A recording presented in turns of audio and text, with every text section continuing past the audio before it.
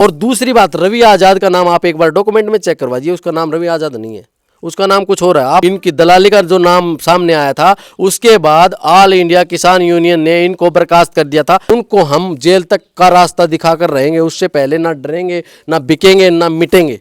ये जो लड़ाई है, इसको कहीं ना कहीं कास्टिज्म फैक्टर पे बांटने की कोशिश की जा रही है कि अपनी 16 साल की बेटी को कोई थाने में ले जाके अगर 1 करोड़ रुपया मैं दूं तो कोई खड़ा कर सकता है। निशा हत्याकांड में भी अगर कोई व्यक्ति जेपी दलाल के खिलाफ बोला है तो सबसे पहले वो मैं बोला हूँ। ये भी है जनता का भाई साहब कि भाई 4 दिन बाद क्यों जो है केस दर्ज हुआ, अगले दिन 3-4 लड़के आए थे रात को, और जब वो आए तो गुड़िया चिल्लाई तो घर वाले बाहर आए तो वो भाग गए।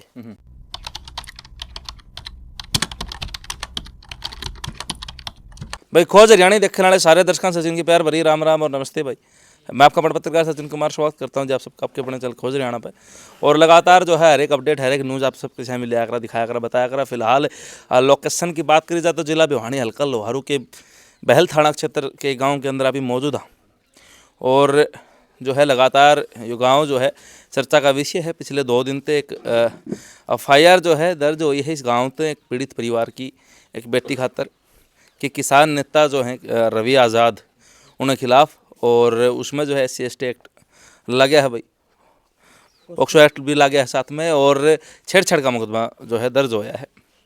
अब वो चीज़ जब जारी हुई सोशल मीडिया अखबार के अंदर, तो उसके बाद में एक चीज़ और आई। कल एक चीज़ सोशल मीडिया के ऊपर देखी गई कि भाई जो है जो पीड़ित परिवार है उसको पूर्व मंत्री JP दलाल जी ने एक व्यक्ति के द्वारा बिचौला बना के और 45 लाख रुपए दिए हैं कि आप जो है वो केस दर्ज कर दो और रवि आज़ाद ने फंसा दो।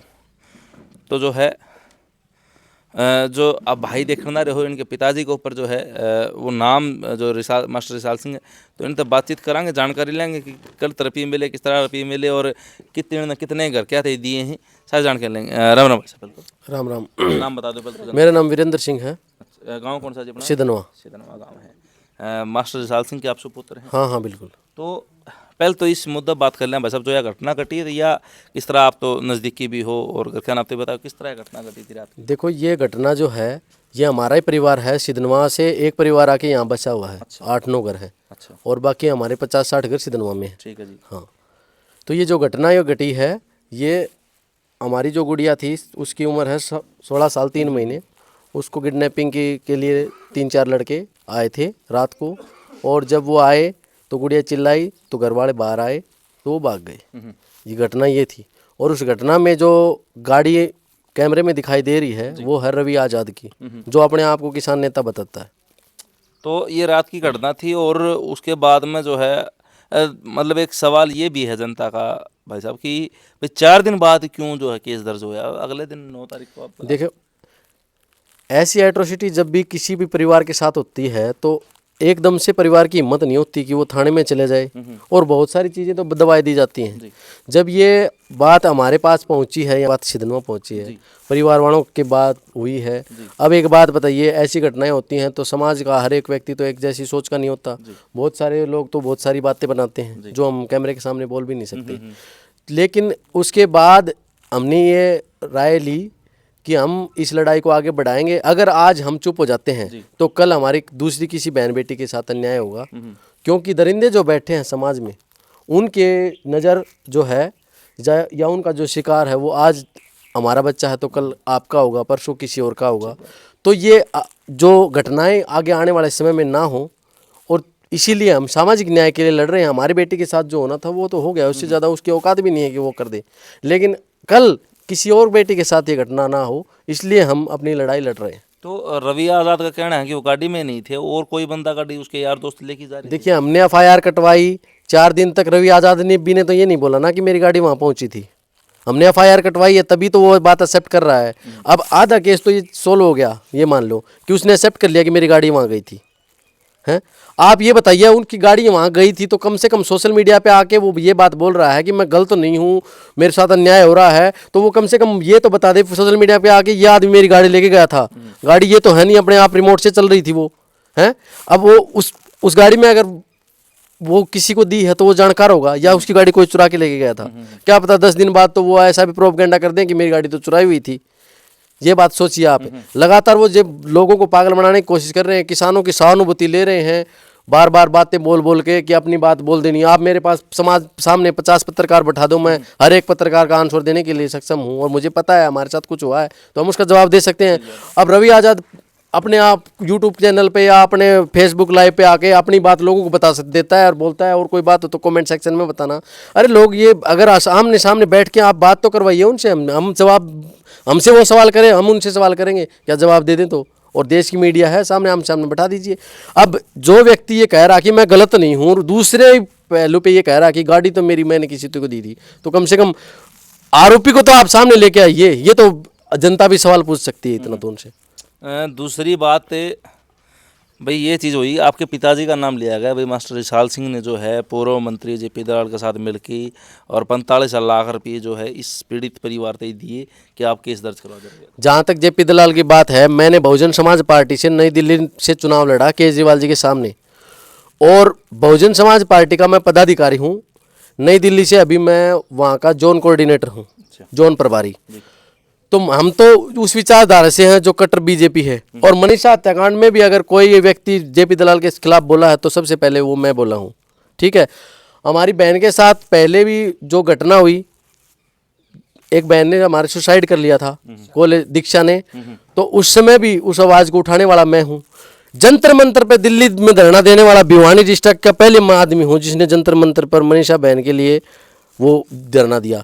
तो हम तो हर एक घटना में आवाज़ उठाते हैं, आज हमारा नंबर है। दूसरी बात ये, मेरे जो पिताजी का नाम जो फैलाया गया है वो इसलिए फैलाया गया है कि ये इनका पारिवारिक मामला है। अगर मास्टर जी पे आपने इल्जाम लगा देते हो तो हमारा कॉम्प्रोमाइज़ हो जाएगा, ये दब जाएंगे। लेकिन हम ना दबने वाले हैं ना झुकने वाले हैं।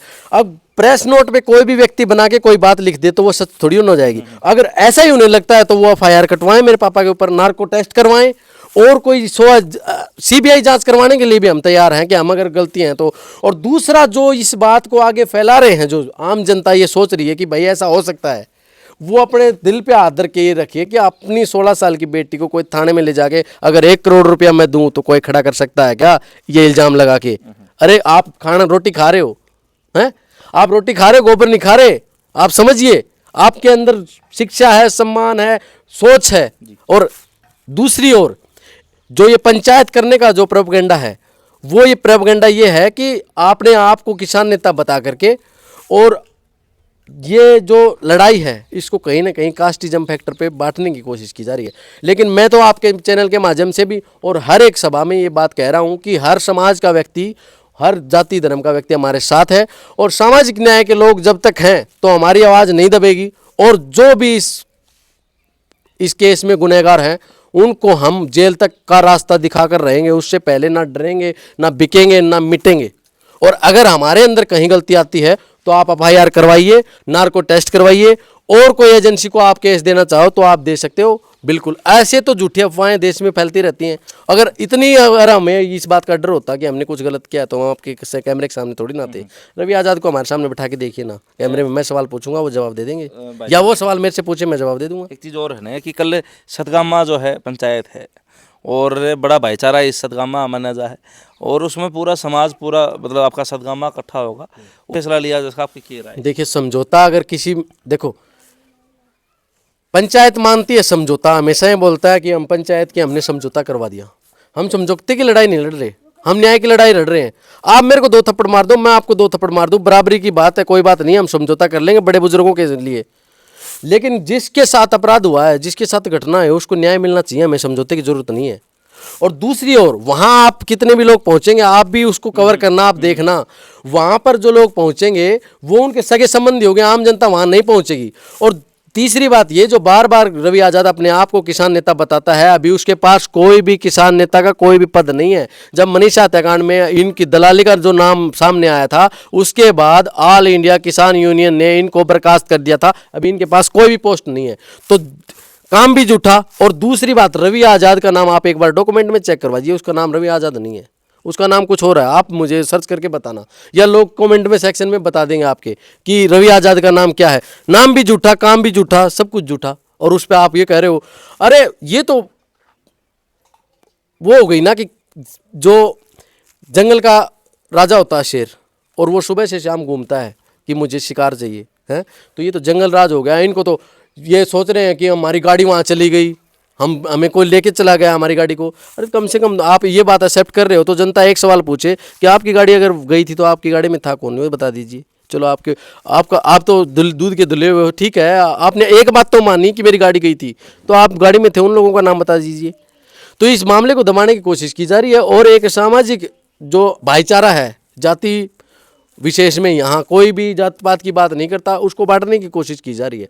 मैं तो आपके चैनल के माध्यम से लोगों को कहना चाहूँगा, ये आसमां भी एक है, तारे जमी अनेक है, तुम छोड़ दो ये जात पात, तुम छोड़ दो ये धर्म भरम, दिखने में हम अनेक है पर लहू का रंग एक है, तुम जान ले लो मेरी मगर मेरे वतन को छोड़ दो, कहना अगर गलत मेरा तो मुझको भी फांसी तोड़ दो, ये देश है मेरा वतन, ये देश है मेरा चमन। इस देश में आज से नहीं कम से कम जंतर मंतर पर 100 प्रोटेस्ट ऐसे हुए हैं जिसमें मैंने पूरी भागीदारी दी है। कल किसान आंदोलन जब हुआ था सरकार के विपक्ष, मैं 2.5 महीने तक दिल्ली की सड़कों पे बैठा हूँ, ठीक है। और न्याय की लड़ाई कहीं भी होगी हम लड़ेंगे, और ये तो हमारे घर परिवार की लड़ाई है, किसी से नहीं डरेंगे और किसी से नहीं दबेंगे जब तक हमारी बेटी को न्याय नहीं मिल जाता।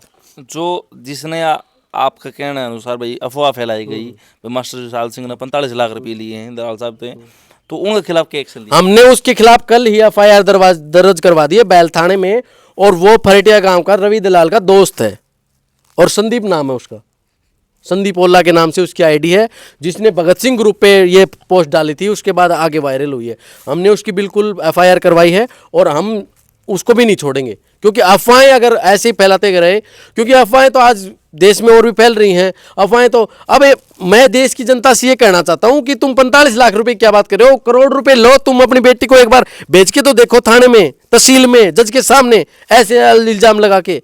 अरे वो बोल कैसे सकते हैं, कैसी मानसिकता के लोग हो गए, शर्म आती है हमें। जब तक सामाजिक न्याय के लोग इस देश में हैं, हमारी बेटियों के साथ अन्याय नहीं होगा और हम लड़ेंगे।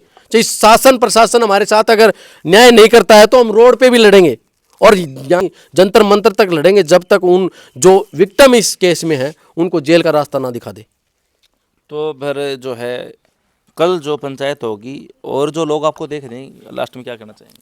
मैं देश की जनता से या प्रदेश की जनता से, लुहारों की जनता से हाथ जोड़कर एक निवेदन करना चाहता हूं कि आप अपनी बुद्धि का प्रयोग कीजिए। आप खुद सोचिए कि हमारे देश की न्याय संहिता जो संविधान है वो ये बिल्कुल आज़ादी नहीं देता कि अगर किसी लड़की के साथ ऐसी ट्रेजेडी होती है, पढ़े लिखे जो समाज के जो लोग हैं, जो शिक्षा का प्रचार कर रहे हैं या जो बच्चे पढ़ रहे हैं, कम से कम वो 2 मिनट का समय निकाल के अपने सगे संबंधियों को समझाने के प्रयास करें कि इस पंचायत में समझौता होता है और किसी बेटी के साथ, किसी बहन के साथ, किसी माता के साथ अगर अन्याय होता है तो उसमें समझौते की हमें कभी भी कोई गुंजाइश नहीं छोड़नी चाहिए, उसे न्याय मिलना चाहिए। और न्याय है अगर दोषी जो हैं उनको सजा मिले। और पंचायत से भी मैं ये कहना चाहता हूँ क्या हमें कॉम्प्रोमाइज़ नहीं चाहिए, हमें न्याय चाहिए। अगर पंचायत हमें न्याय दिलवा रही है तो उन सबको जेल का रास्ता दिखाए, हम पंचायत के साथ भी। तो रवि आज़ाद का तो ये कहना है भाई साहब कि अगर मैं दोषी निकला तो मैंने उड़ा चूतरा के ऊपर फांसी दे दी।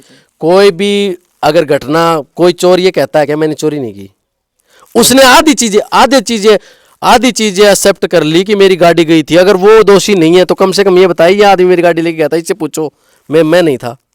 आप जनता ये बात तो आपके चैनल के माध्यम से देख लेगी। ये तो कॉमन सेंस वाली बात है। मैं आप पे कोई इल्जाम लगाता हूँ, आप मेरे को बोलते हो मैं ये नया नहीं था या सारी जनता को बोल रहे हो, लेकिन मेरी गाड़ी बाहर गई हुई थी, तो आप ये तो बताओगे कि ये आदमी था, मैं नहीं था भाई, उसको तो बताओ आप। बिल्कुल पंचायत का ये उल्लंघन है, ये संविधान का उल्लंघन है। पंचायत के जो पदाधिकारी लोग हैं, जो प्रधान बनाया हुआ है, मैं भी उनसे संज्ञान में ये मामला लाना चाहता हूँ कि प्रधान जी आपको इतनी बड़ी जिम्मेदारी मिली है, इसको आप बड़े अच्छे तरीके से इसको आगे चलाइए। क्योंकि अगर ऐसी कोई घटना होती है और डायरेक्ट एक फरमान जारी किया जाता है और उसमें पीड़ित परिवार के पापा का नाम और उसके एड्रेस, वो एक संविधान में उल्लंघन है। भारतीय न्याय संहिता के अनुसार जो पॉक्सो एक्ट में अगर इसके खिलाफ हम कार्रवाई करते हैं तो आप भी इसके गुनहगार हैं। प्लीज़ कृपया करके आपने जो फरमान जारी किया है उसको यूट्यूब के माध्यम से या सोशल मीडिया के माध्यम से या रिटर्न में जो इसको आप माफ़ी मांगने का काम करें।